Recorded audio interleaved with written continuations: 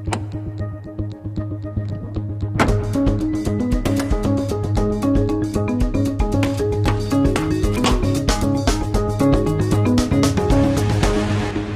right, you guys, welcome back.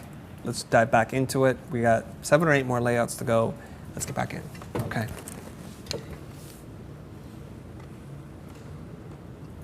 Stay motivated. How do you stay motivated and inspired? I have a little problem with the way this one reads. The how to or how do you isn't really important, but stay motivated and inspired. I think we need to connect those sentences a little bit more. And right now, when you start introducing a bunch of different point sizes, it becomes a little tricky. So in one headline, she's using 3 point sizes. I think if you use 2, that would be okay. 1 would be okay too. And so I think this one probably needs a little bit more help in terms of what the heck happened here. Okay, this one needs a little bit more help because it's supposed to read, how do you stay motivated and inspired, okay? So I'd like to connect this either in point size or in color, but the fact that the point size is different and the color different, it makes me like just read that, and inspired doesn't really make sense on its own, okay? Okay, and so also the fact that you've done lowercase and then uppercase here, I don't know, it's just, there's too many tricks happening here. So you've done 3 point sizes, 2 colors, and you've done upper, lower, and 3 baselines. It's too many tricks going on, okay? It's supposed to be one connected thought, so let's connect them. And then all the other stuff is just textural, and it's totally okay, all right?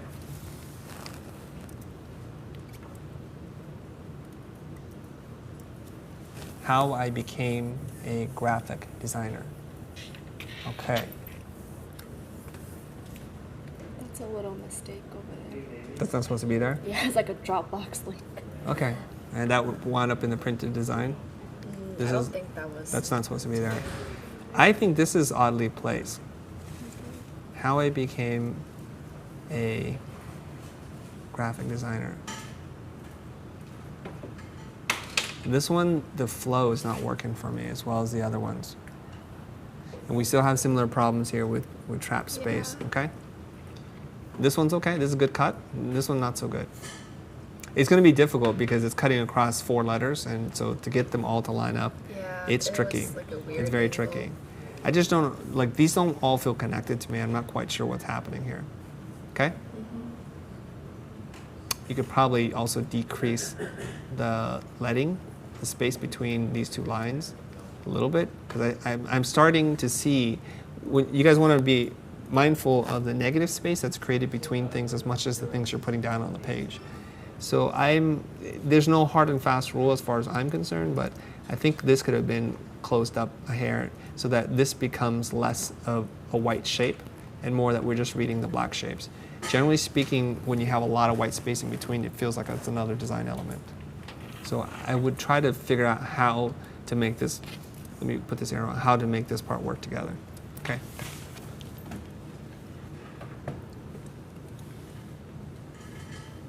The future, money talk, pricing design, okay? There's a little spacing issue here too. The first thing is I like the big, bold number 3, it's red, and this is the second read, and that's the third read, or possibly this is. I also like the funny type spacing, the letter spacing here. It's kind of uneven, and there is really no rule to it. It's just about the rhythm and how it feels. So you could take something that's highly recognizable, like the word pricing or design, by increasing the letter spacing in between each letter here. You're almost creating like a very complex puzzle, or it's like an illustration or a graphic device, when in fact it's just a word. So you'll see this done in a lot of main titles where they want to get fun or have fun with the typography. They'll space it out funky like this, and I quite like that. I think it would be nice to connect this to something. When you add vertical lines like that, it's begging me to do something like here as an element, even if you did a plus sign there or a dot or something to branch that or link them together, but then it needs to line up with that. So now that I see this, I think I need to move this down here so it matches the baseline. Let's say you added a red cross there or something. Can you see how that would tie this design together? And you may not be aware of it as the audience, but you feel those things, okay? And I like this. It's very textural. It's almost like you put a little rubber stamp and you're cloning little bits in there. But here's the part where I'm saying letter spacing or line spacing isn't quite right. Let me try to do that a little bit more accurately, okay? I'm not saying that's super accurate, but I feel like,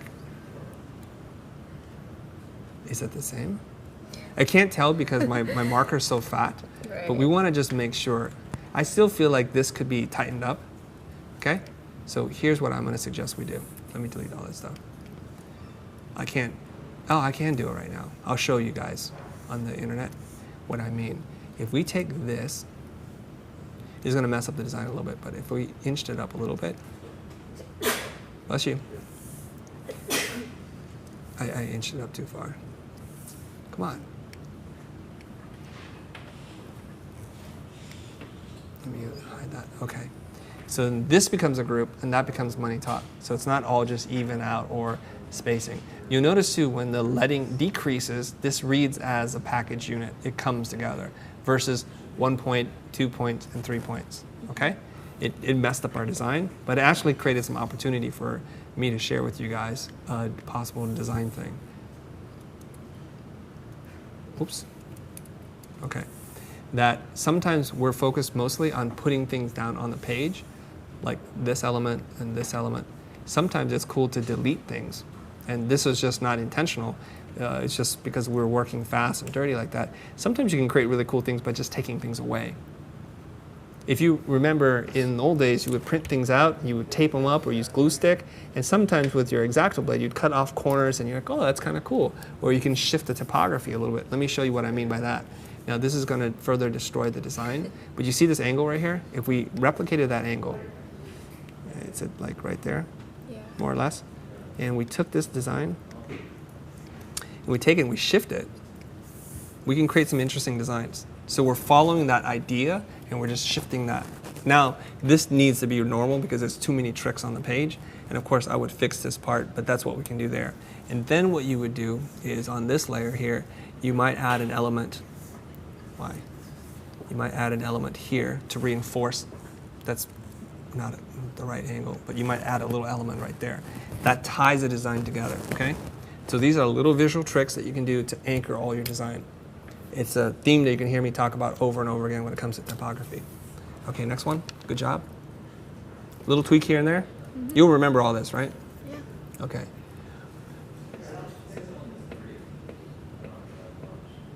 "101 things I learned in business school." Why does that 0 look funny to me? Okay. 101 things I learned in business school. Pretty straightforward layout, and I see this kind of bugs me a little bit that it's the exact same element copied over. I think there needs to be a theme and it needs to be reoccurring, but I'd like for you to continue to find variations on the theme and not use the exact same typeset that you borrowed from that side. Okay? I think it'd be nice actually if you use some. Let's switch inks here. Let me go default. Maybe you use. Okay, let's see if I can do this here. I'm going to grab this copy here, you guys. This one right here. I'm going to copy it and paste it in front, and I'm going to move it over here. Okay. I'm going to switch this sucker to multiply so that you can see it. V, I'm going to move it around, and maybe I'll make it more transparent. I would love to see some other kinds of themes exploration, and this is one way to do it. Mm-hmm. There's probably better ways, but maybe you take that and you maybe make it smaller. I don't know. But you can repeat the type. Oops. And then you could repeat it again if you wanted to. It's starting to get a little bit messy here. I'm just trying to think on my feet here. Imagine if the red parts weren't there. Mm-hmm. We don't have to use the same elements over and over and again. I'd like to see a little bit more variety, okay? I totally messed up the design, but I think the internet gets it, right? Yeah. Okay, again, too much leading. You can see there's just too much, and we just tighten it up about 20-30% there. 101, numbers are a great element to work with, this 101. So if we were going back to your original design here, if I were to delete this sucker, okay? And we typed in 101. Let me show you how that would look. It's not gonna work because I don't have enough layers to work with here. 101. And we use Futura. And we made it bold. Why don't I have bold?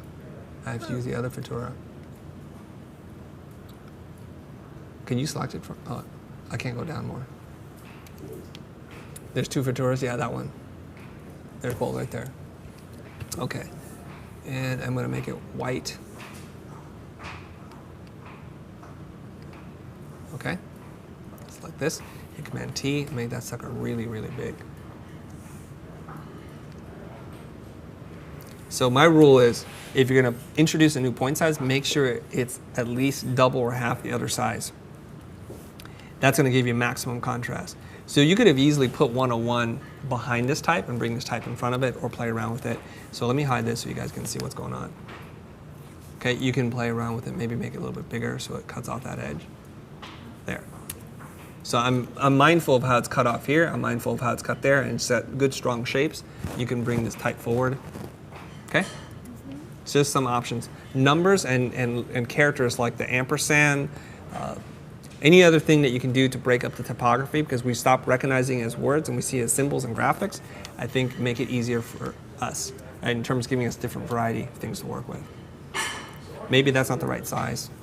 What do you think? Maybe like that size? Maybe that's a little bit better. Like really huge. It could be ginormous too. Yeah. You could try that.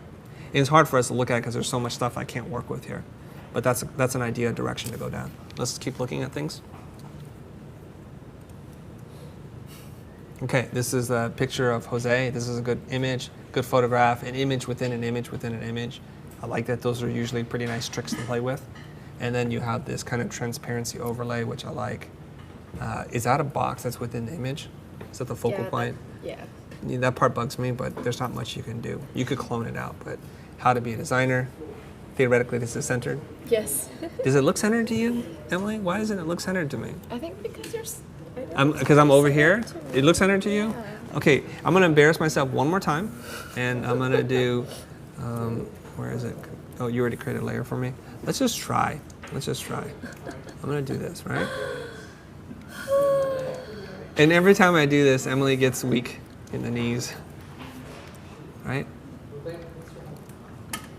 Okay, so I'm going to merge that down, which is Command E to merge it down, and then hit the number 3, 2. So, is it centered? Huh? What do you think? Is it centered, Emily? I think so. Yeah. I know what it is for me personally. I'm bothered by this part. That this seems a lot smaller than this, but maybe you're right. I think it's because of the not semicolon. The colon. Yeah. Yeah. So far, Emily has corrected for the ways of her past so far, and I think I have one or two more opportunities to prove her wrong. But let's see. Emily 3.0.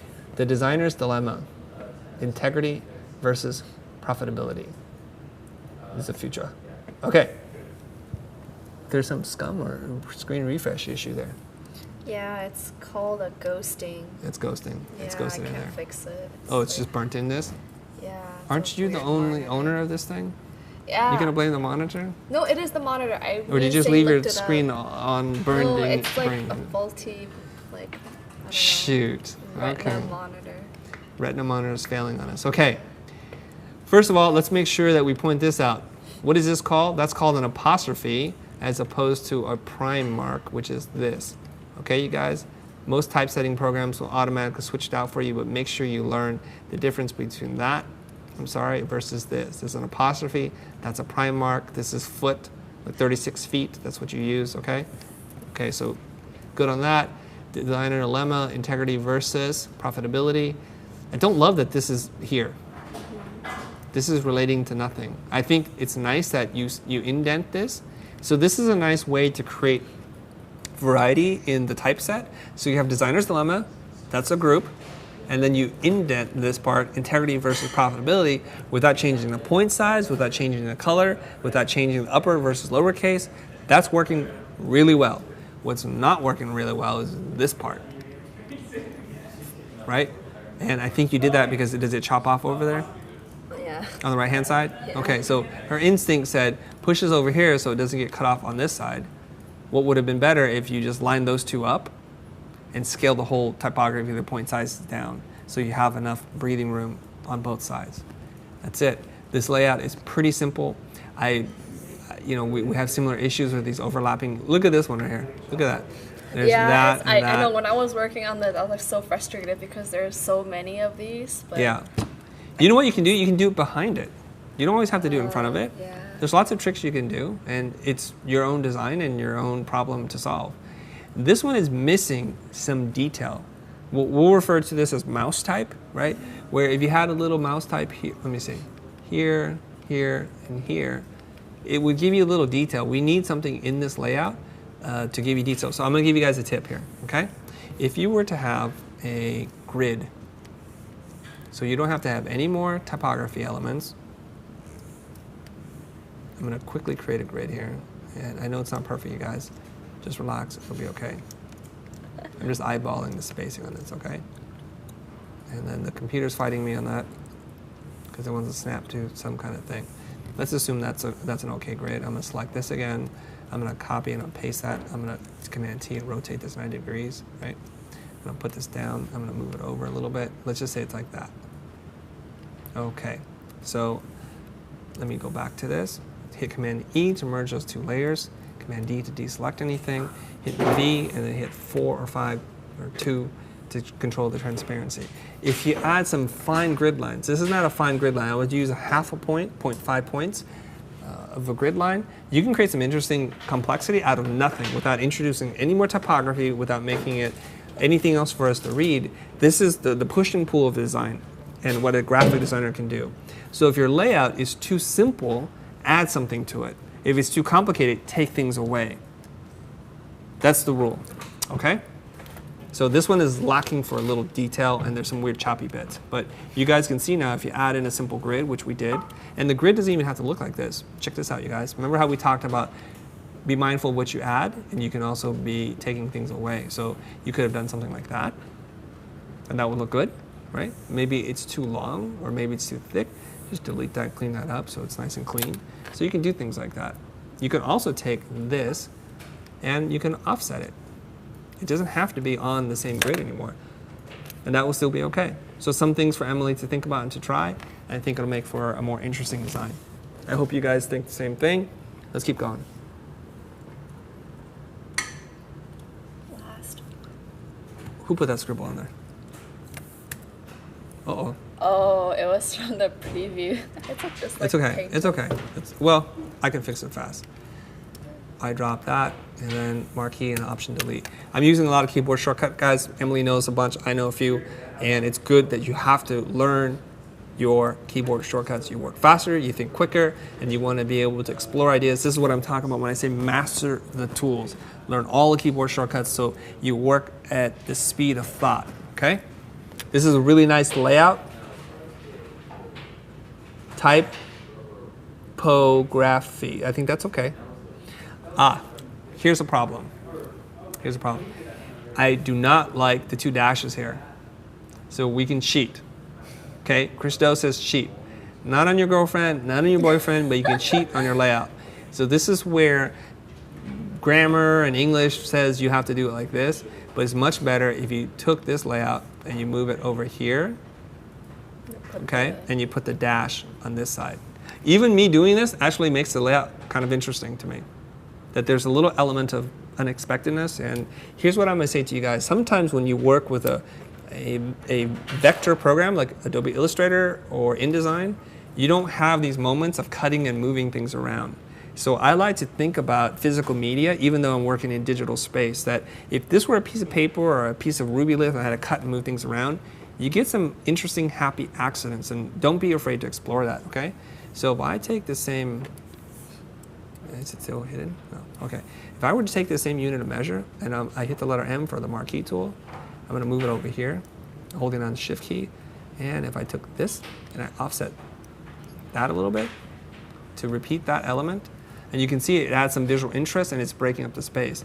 Now, why the heck would I do that? And I'll tell you why right now. Because see, I see Emily cut this off here, which breaks up the border. In her other design, the border's been well respected and she didn't touch it. By doing that, I think I have now permission to break other borders and it creates some kind of visual interest. I think we might have just lucked out, Emily. Let's see if we have. What do you think? Did we luck out? Maybe. You know where I'm going with this. So did we luck out? So close. So you can see that even in accidentally cutting this, we want to make everything relate. And this is the power of the grid, you guys. This is where you make the design sing. And I also believe you could move this over there and it would be really strong, okay? Because this is such a well-established grid line already that moving this sucker, no respect suckers, I'm just gonna move this guy over here, assuming that's correct. I'm gonna hit B for brush, Option to pick the color, and then M to marquee that, and then hit Option delete and fill that to fix that thing, okay? Now, if we hide this because the line becomes part of the design, it's kind of interesting, right? It's something is happening here, and I think it's kind of cool. So we broke a rule. We didn't need to add the dash if we just use that just to fill the space. And it's a little bit unexpected. It breaks the grid line a little bit. This one has nice detail, has big graphic elements, and it has a good bold headline typography. It's pretty cool. And you've got the OCR-A typeface in there, or sometimes referred to as ochre, which I love ochre. Okay. Awesome job. Guys, I hope you enjoyed another edition of Typography with Emily Xie and myself. We went over 16 designs in about 1 week using the most popular episodes as a premise to create a series of 16 posters to create a grid of 4 by 4. And that's it for now. Let us know if you guys like it. Hit that subscribe button and see you guys on the next Typography video.